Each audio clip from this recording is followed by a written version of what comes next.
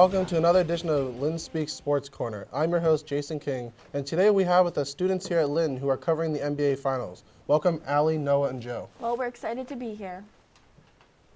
Thanks for inviting us. Okay, well, let's get right into it. First things first, who do you think will receive the MVP award for this season? Well, for me, I think the award belongs to Kawhi Leonard because in the offseason, he's been improving his shot so much. He's averaging 25.2 points per game this season, and he did an amazing job against the Grizzlies by scoring, helping his teammates, and passing the ball a lot. And he's a great defender. That's why I want him to win MVP.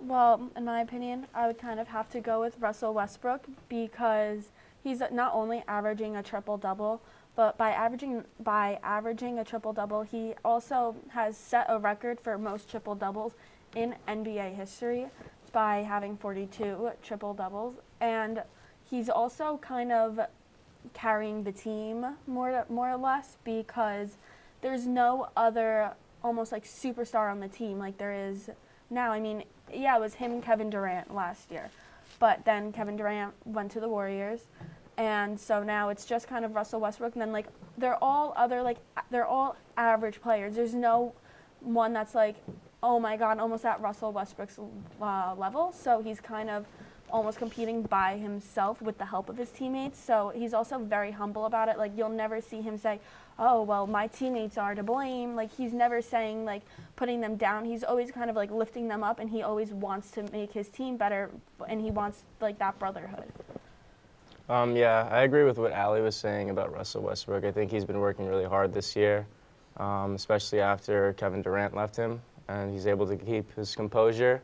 He's also a point guard, and the only point guard who was able to get as much points and assists was Steph Curry, and he won it twice in a row.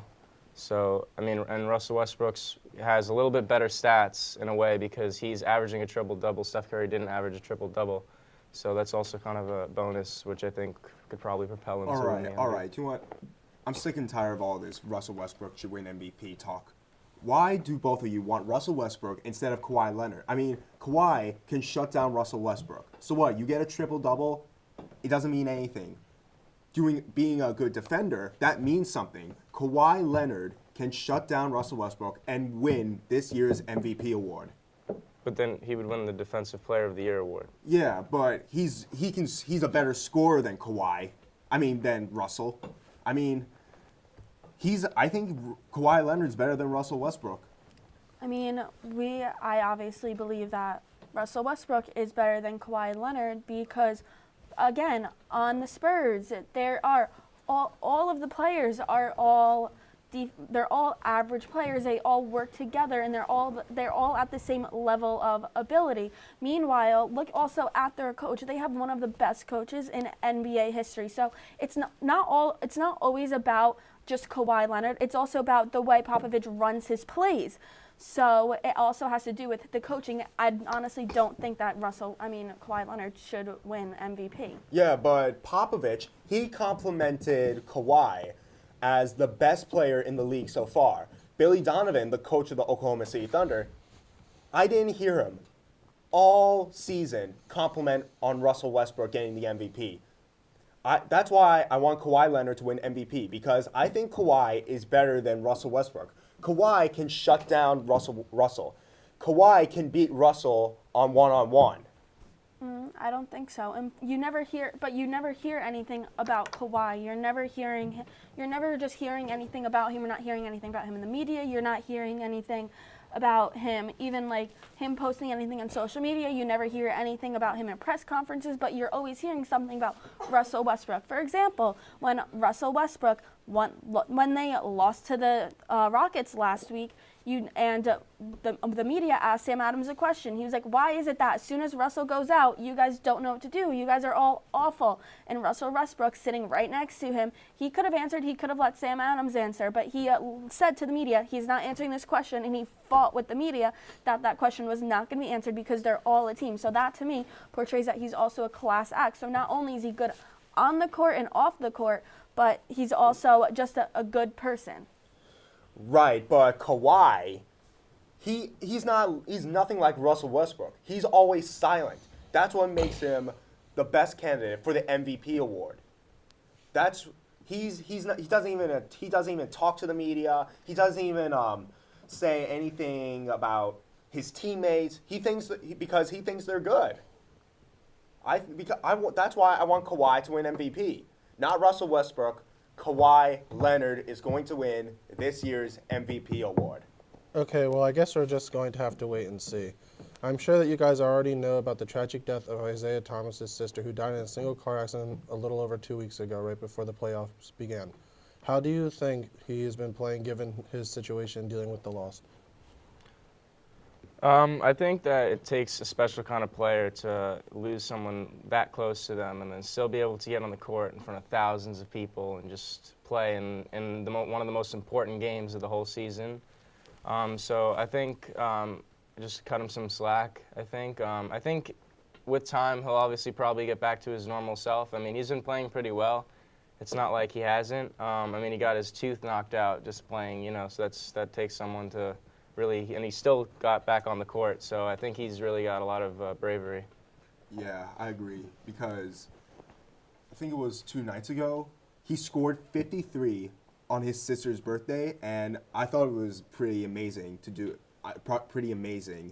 for her, because if my sister, if something happened to my sister, I would do something for her, like scoring 61 points for her and maybe scoring more than 61 points. I mean, I'm happy for IT that he's doing well, and I want to give my condolences to him and his family.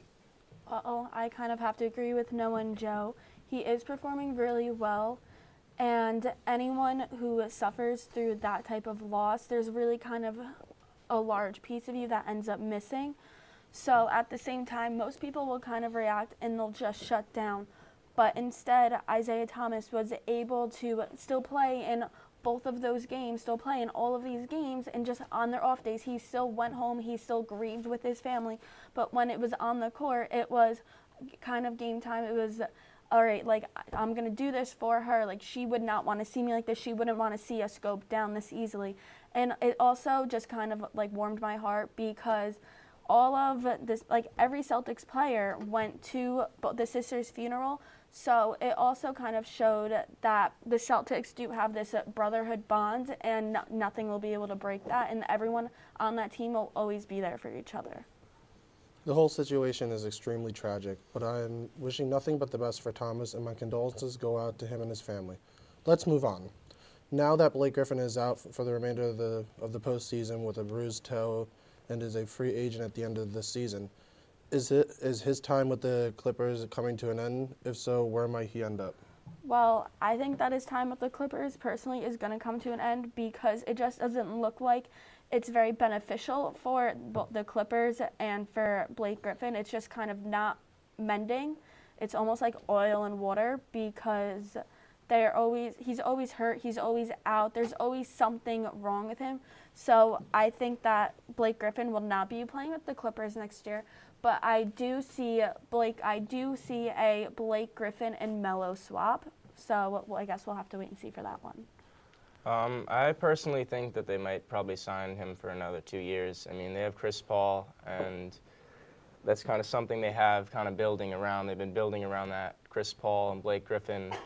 They had DeAndre Jordan, too. But they were kind of forming a big three there. They probably could be looking for other players, but I'm not completely sure as to right now. But, I mean, it could go either way. Well, I agree with Ali, because I think Blake Griffin's going to leave. I think he's going to search for a team where he can win, but not multiple games. He's talking about multiple championships. But if he leaves, I would like to see him play for, I would have to say, maybe the Miami Heat, because I think they do need a power forward. I think they need an attacker. They need a forward who can shoot, and a forward that can dunk. And also, I think that's why I think his time with the Clippers is coming to an end. Chris Paul is going to become a free agent. He might not return. And Paul Pierce retired. And I think the Clippers are falling apart now. Very interesting views and opinions you all have. What team do you feel is performing best in the playoffs thus far?